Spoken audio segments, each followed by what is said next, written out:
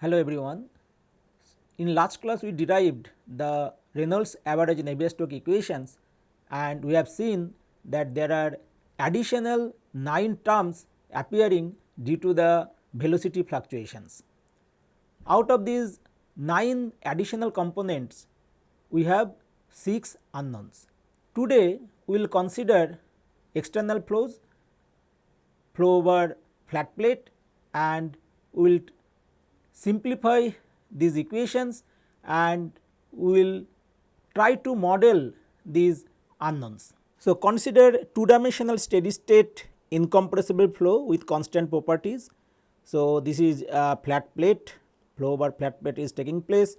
This is the boundary layer thickness delta, L is the length of the flat plate, U bar is the time averaged velocity and it is varying in the boundary layer, and outside we have free stream velocity u infinity. When we are considering turbulent boundary layer equations, so obviously delta will be much smaller than L. So, this is the continuity equations we have derived in last class, and this is the x component of momentum equations as we are considering two dimensional situation. So, we have two additional terms in the x component of momentum equations. Similarly, in y component of momentum equations we have two additional terms. If we consider turbulent boundary layer flow, so let us check which are the terms actually we can drop from these equations. As we derived the boundary layer equation for laminar flow, we will follow the similar scale analysis and we will try to see that which term is very small compared to the other. So, here the scale will take for u r as u infinity, x as L and y as boundary layer thickness delta, and obviously as we are considering boundary layer flow, delta is much smaller than L. So, using this scale obviously you can see that del 2 u bar by del x square will be much smaller than del 2 u bar by del y square. Now, if we consider isotropic turbulence, then obviously this u prime will be order of v prime. Okay. So, if it is so, then you can write u prime will be order of u prime v prime. Now, if you take the time average, then u prime time average will be order of u prime v prime time average.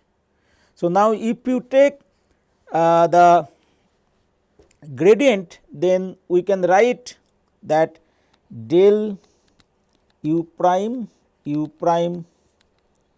bar of del x will be order of.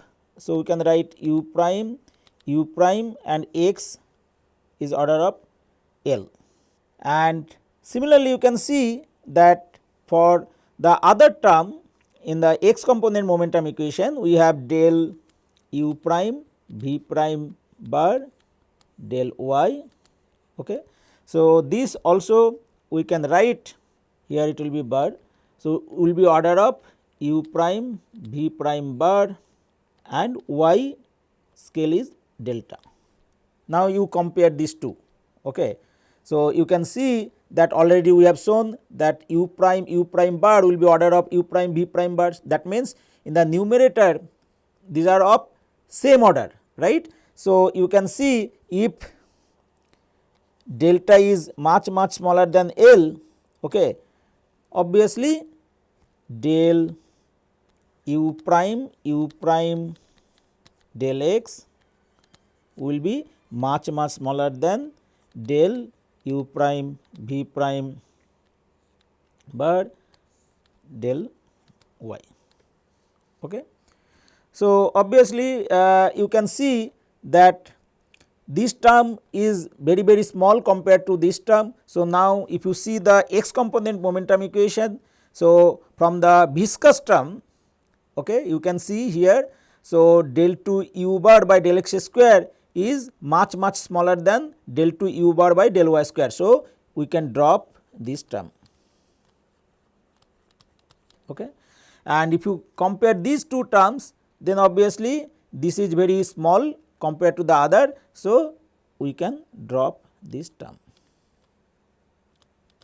Okay. So, you can see that we have simplified this turbulent boundary layer equation, okay, for the x component of momentum equation as this.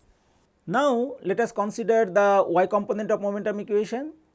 We know that v bar is very small compared to the u bar. So, that we can show from the continuity equation. So, what is our continuity equation? Del u bar by del x plus del v bar by del y is equal to 0. So, from here you can see del v bar by del y will be order of del u bar by del x. So, v bar will be order of, so this will be u infinity, okay, x is L and y is delta, okay. And obviously delta is much smaller than L. So, delta by L is much smaller than 1. So, v bar will be very small compared to u infinity. Okay. So, you can see that from here the terms in the y component momentum equation, the viscous term and the inertia terms you can neglect, and you will get this y component of momentum equation as this. Okay. And from here you can see that p bar you can write as p infinity minus rho v prime bar. Okay. So, it is seen that v prime fluctuations are no more than 4% of u infinity. Okay. Thus, pressure differs from p bar by no more than 0.4% of the p infinity. So, this is negligible variation. So, we can write del p bar by del y is equal to 0. So, if del p bar by del y is equal to 0, so del p bar by del x we can write dp bar by dx, which we can write also dp infinity by dx, where p infinity is the free stream pressure, okay, outside the boundary layer. So, using scale analysis we have dropped some terms in the x momentum equations, and from y component of momentum equations we have shown that normal pressure gradient is 0. Now, we can write the simplified equations as this is the continuity equation, and if we consider flow over flat plate, so dp bar by dx will be 0. So, and we will have this term. Okay. So, what are the boundary conditions? You can see at y is equal to 0, obviously u bar is equal to 0, v bar is equal to 0, and y tends to infinity, u bar is equal to infinity, and x tends to 0 near to the leading edge, u bar is equal to u infinity. Okay. So, now you can see we have two equations, right, continuity equation and this simplified x component momentum equation. Okay. And how many unknowns are there? So, you can see we have u bar, v bar and this u prime v prime bar. So, there are two equations and three unknowns. Okay. So, this is the closure problem of turbulence, because this we have lesser number of equations than unknowns. So, this term minus rho u prime v prime bar is called the turbulent shear stress or Reynolds stress. Now, question is how to model this term. So, this unknown term, let us see that whether we can model using the velocity gradient. Okay. Consider a fluid particle fluctuation imposed on some average velocity profile. Okay. So, you can see that at this location obviously it is having some velocity. If this fluid particle comes to this position, okay, in the negative y direction, so obviously it will have some higher velocity. So, what it will do? So, this fluid particle will try to accelerate or move this particle at a velocity u prime plus u prime. Okay. So, you can see that relative to the local velocity, the fluid particle has a velocity that is higher by a value of plus u prime. So, the velocity fluctuation in y direction minus v prime results in a velocity fluctuation in x direction plus u prime. So, it appears that magnitude of u prime depends on the slope of the mean velocity profile. So, you can see that we can write this component u prime v prime in terms of mean velocity gradient.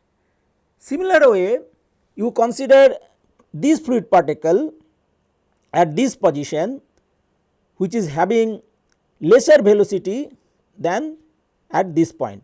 So, due to this fluctuation plus v prime, this particle moves here, then obviously it will try to retard the flow with a velocity minus u prime. So, you can see that when minus v prime we have this velocity fluctuation, we have this plus u prime. So, now we can write that like viscous shear stress, time average fluctuations is also proportional to the velocity gradient. So, that we can write that minus u prime v prime bar is proportional to the average velocity gradient. So, this was actually proposed by Boussinesq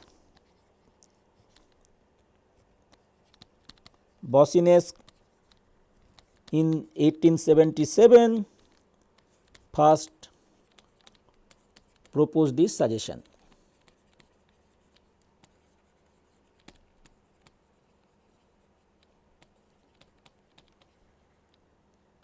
Now, based on this Boussinesq hypothesis, we can model Reynolds stress as follows. So, we can write minus rho u prime v prime bar. Okay. So, we can write, so this rho prime v prime bar is proportional to del u bar by del y. So, we can write with some constant nu t, rho nu t del u bar by del y, where rho nu t is known as momentum, eddy diffusivity or eddy viscosity. Okay. So, this rho nu t is momentum eddy diffusivity, and this nu t obviously is unknown. Okay. So, if we model using this Boussinesq hypothesis like this, then in the right hand side we can write minus rho u prime v prime bar as rho nu t del u bar by del y, and already we have molecular viscosity. So, now you have written this equation just dividing the rho in the right hand side. So, you can write u bar del u bar by del x plus v bar del u bar by del y is equal to del of del y nu. So, mu by rho is nu, and this will be just nu t del u bar by del y. So, you can see that using Boussinesq hypothesis, these fluctuations we have written like this, and here only unknown term is nu t. Okay. So, here we can write this term as apparent shear stress. So, tau app by rho is equal to nu plus nu t del u bar by del y. So, nu obviously you can see that this is molecular viscosity and it is a property of the fluid. However, nu t is not property of the fluid. Nu t depends on the velocity field, and nu t is property of the flow. Okay. So, here this is your molecular viscosity.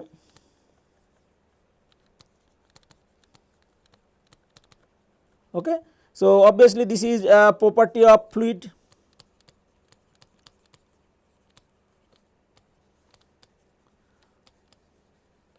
However, this nu t term is property of the flow. Now, you can see that how to model this nu t, right, because it is unknown, and in boundary layer equation we do not have any exact solutions. We can either use some numerical techniques or we can use some integral method with some approximation. So, to model this nu t, Bossinus postulated that nu t was constant. Okay. So, constant nu t does not allow u prime v prime bar to approach 0 at the wall. So, Prandtl defined the mixing length L as the distance the particle travels as the result of fluctuation. So, you can see that when this fluid particle comes to this position with a fluctuation of minus v prime, okay, it results in a velocity of plus u prime. So, you can see that this we can actually use this length as mixing length, and Prandtl defined this mixing length L as the distance the particle travels as a result of fluctuation. So, this velocity fluctuation u prime, that results can be approximated from a Taylor series. Okay. So, if it is u final here, this is u initial. So, u final we can use Taylor series expansion and can write u initial plus dy del u bar by del y. Okay. So, obviously, the difference in the velocity u final minus u initial is u prime, that we can write as dy del u bar by del y, and this dy we can write as a mixing length L. So, you can write u prime is order of L del u bar by del y. Okay. And for isotropic turbulence we know that u prime is order of v prime. So, v prime will be order of L del u bar by del y, and here you can see that if you take the time average of this minus u prime v prime bar, so we will get this as L square del u bar by del y square, because these two terms, and we can see that obviously this minus u prime v prime bar will be a positive quantity, because you can see that when v prime is negative, u prime is positive, right. So, when we consider minus u prime v prime, due to this negative sign, obviously this will be a positive quantity. Similar way, we have also discussed that when this fluid particle goes in the upward direction with a fluctuation v prime, it results a velocity in minus u prime. So, you can see that this product of u prime v prime will be a negative. So, this quantity itself will be a positive. So, now as we have used this Prandtl's mixing length theory to express this minus u prime v prime bar as L square del u bar by del y square, where L is the mixing length, and now we can write nu t, that minus u prime v prime bar divided by del u bar by del y, right. So, this term we have now used this expression. So, we can see we can write it as L square del u bar by del y. Okay. So, we have used this absolute value because nu t is positive. Okay. So, the absolute value is imposed on the derivative to ensure that the eddy diffusivity remains positive. Okay. So, now Prandtl proposed the following model for the mixing length. So, because L is also unknown, right. So, Prandtl proposed this mixing length L as equal to kappa y, okay, and leading to Prandtl's mixing length model. So, nu t we can write L as kappa y. So, kappa square y square absolute value of del u bar by del y. So, this is the expression of this eddy viscosity using Prandtl's mixing length theory, where kappa is unknown. That is to be determined from the experimental results. We are considering flow over flat plate. So, it is nearly a parallel flow. So, we can assume that V bar as 0. So, you can see that we have this continuity equation, and this is the turbulent boundary layer momentum equation, okay, where nu t is eddy viscosity, and that using Prandtl's mixing length hypothesis we have expressed as kappa square y square del u bar by del y. So, now if you consider near wall region, okay, so obviously u bar and v bar will be 0. So, from here you can see that if v bar is 0, so this term will become 0 and u bar will be very small. So, this term will be 0. So, in near wall we can write this term is equal to 0. So, obviously you can see that if this term is 0, then nu plus nu t, if you integrate it, okay, so it will be constant. Okay. So, obviously then we have already expressed this apparent viscosity by rho, okay, so that we can write as at the wall, obviously we can write tau w by rho is equal to nu plus nu t del u bar by del y, which is constant. Now, let us see that when we can drop one of these two terms, because this is your molecular viscosity, okay, which is very prominent near to the wall, and nu t you can see that it is due to the fluctuating components. So, away from the wall this nu t will dominate the flow. Dimensional analysis shows that the following coordinates will collapse the boundary layer velocity data into a single curve reasonably well.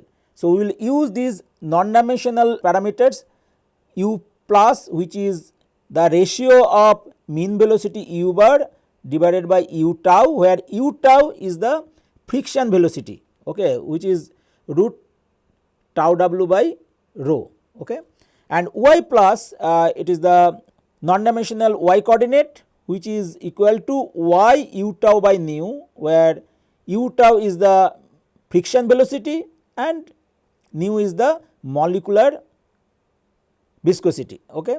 So, from here you can see that this equation already we have written in terms of the wall shear stress tau w. So, now you can see that we can, using these non-dimensional parameters, we can write this equation as, so nu plus nu t u bar. So, this u bar is u plus u tau. So, we can write u tau del u bar by del y. Okay. So, del y if you write, so it will be nu y plus by u tau. So, it will be del y plus, but in the denominator we will have nu by u tau, and in the right hand side we have tau w by rho. So, now if you divide nu here, so you will get 1 plus nu t by nu, and you can see it will be u tau square, right, it will be u tau square, sorry, this will be u plus. So, it will be del u plus by del y plus is equal to tau w by rho. Now, here you can see that u tau square is tau w by rho. So, this will get cancel. Okay. So, we can write 1 plus nu t by nu del u plus by del y plus is equal to 1. Okay. So, now from here if you integrate, and you can find the u plus as integral 0 to y plus dy plus divided by 1 plus nu t by nu. Okay. So, integrating this you can find the value of u plus.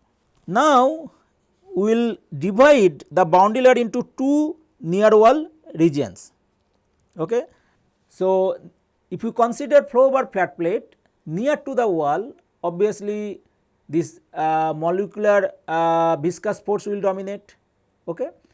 And if you consider very far away from the wall, then obviously this fluctuating component will dominate the flow. So, due to that obviously the eddy viscosity will dominate the flow. So, if you divide the boundary layer into two regions very near to the wall and very far away from the wall, then we can see that here if this is the flow over a flat plate. So, this is y plus, and now if you see that very near to the wall, okay, this viscous force dominate. So, this is known as viscous sublayer. And if you consider away from the wall, so let us say here it is fully turbulent zone and this region turbulent fluctuation dominate. Okay. So, these are the two extreme cases you can consider, and in between we can consider one overlap layer or which is known as buffer zone also, where we will have the effect of both this viscous force as well as turbulent fluctuations. Okay. So, now this equation, okay, let us simplify for viscous sublayer and this fully turbulent layer. Now, let us consider the viscous sublayer, which is very close to the surface of the flat plate. Then obviously, in this region you can see viscous sublayer dominates and the velocity fluctuations will be very small. So, obviously, you can see that nu will be much greater than nu t. Okay. With this simplification we can write this equation. You can see that very close to the wall viscous force dominate. So, we will get nu t, okay, is much smaller than nu. Okay. So, nu t by nu will be much smaller than 1. So, if it is much smaller than 1, then this equation we can simplify and write del u plus by del y plus is equal to 1. Okay. So, now if you apply the boundary conditions that at y plus is equal to 0, u plus is equal to 0. So, from here you can write u plus is equal to y plus. Okay. And so, in the viscous sublayer region, okay, we can write u plus is equal to y plus, which is a linear profile. That means this u plus, okay. So, if this is the laminar sublayer or viscous sublayer,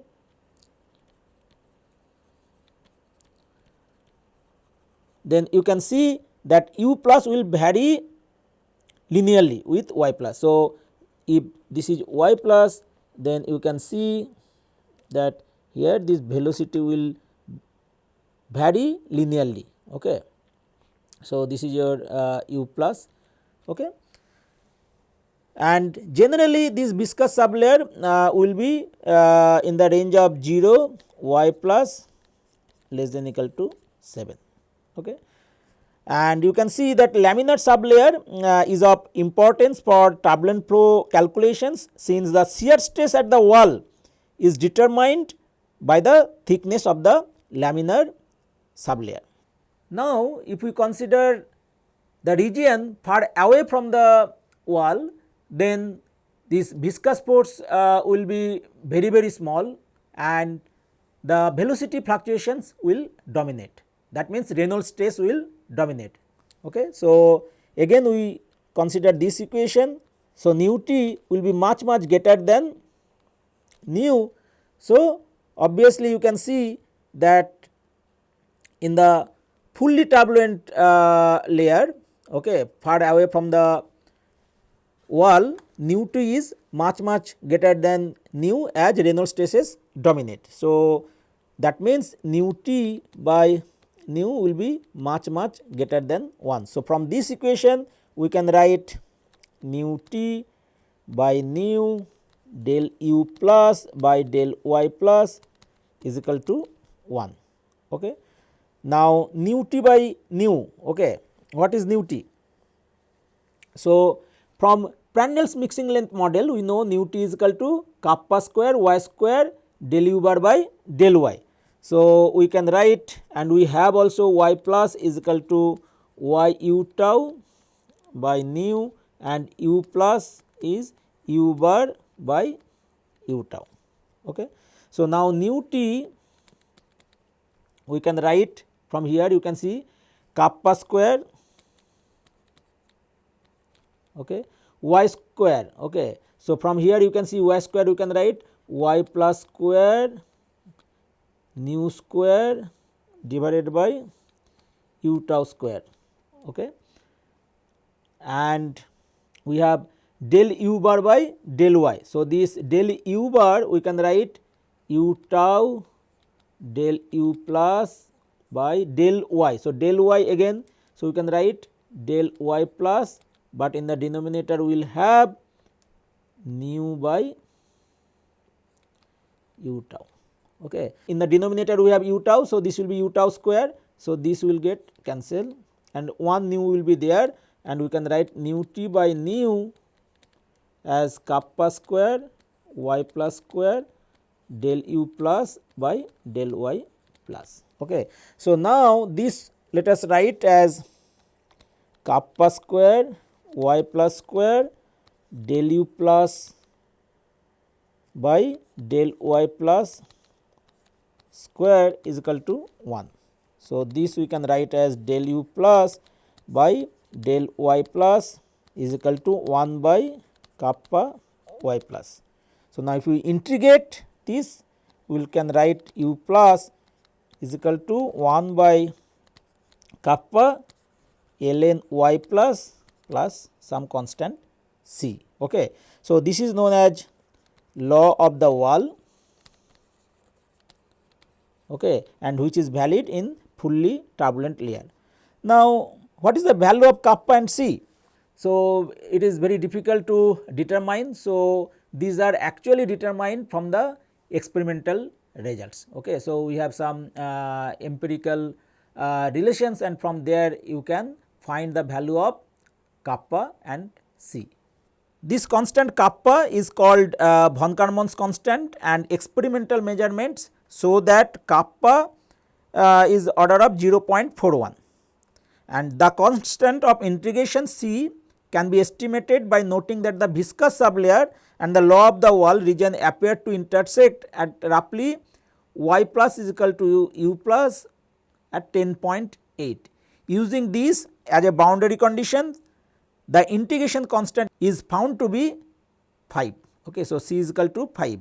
So, now if you put kappa is equal to 0.41 and c is equal to 5, then the approximation for the law of the wall region is u plus is equal to 2.44 ln y plus 5.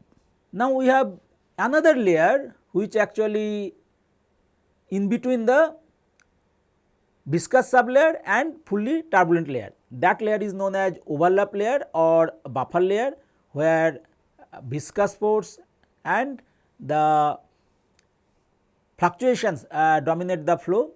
So, there are many laws proposed by different scientists.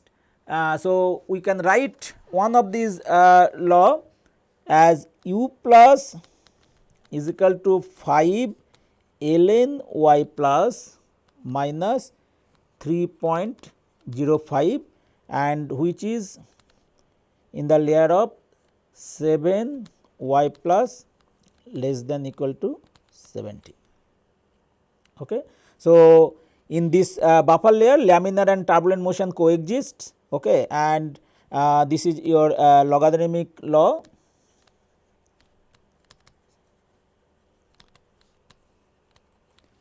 You can see that y plus up to 7 it is viscous sublayer, y plus greater than 70 it is fully turbulent layer, and in between y plus 7 and 70 we have buffer layer or overlap layer. So, these two actually are known as overlap layer or buffer layer. Now, you can see that u plus versus y plus if you plot. So, here this will be u plus is equal to y plus. So, you can see that up to y plus 7, okay, you will get almost linear profile, and in fully turbulent layer we have the logarithmic, and from the experimental values different scientists they actually plotted this u plus versus y plus, and you can see these symbols are from these results from these papers, and we have this u plus is equal to y plus, and we have u plus is equal to 2.44 ln y plus plus 5, that is in fully turbulent layer, and in between you can join and you can write this u plus is equal to 5 ln y plus minus 3.05. So, now let us summarize whatever we have studied in today's class. In today's class we first started with the Reynolds average Navier-Stokes equations for steady state 2-dimensional flow. Using scale analysis we have derived the turbulent boundary layer equations, dropping some terms. Then we used Prandtl's mixing length hypothesis to find the unknown minus rho u prime b prime bar, and that we have represented in terms of mixing length L. So, in the apparent shear stress we have contribution from the molecular viscosity as well as eddy viscosity, but eddy viscosity is unknown, and using Prandtl's mixing length hypothesis we have represented this mixing length L in terms of kappa and y. Finally, this eddy viscosity is represented in terms of kappa and the velocity gradient. So, obviously we have seen that these values can be found using some experimental results. In the turbulent boundary layer we have 3 distinct regions. One is very near to the wall, which is known as viscous sublayer or laminar sublayer. Then we have far away from the wall, that is known as fully turbulent layer, and in between we have buffer layer or overlap layer. So, using these non-dimensional parameters u plus and y plus, we have found the u plus value in terms of y plus in these 3 regions. We have seen that viscous sublayer will be y plus from 0 to 7, and y plus greater than 70 we have fully turbulent layer, and y plus in between 7 and 70 we have buffer layer. Thank you.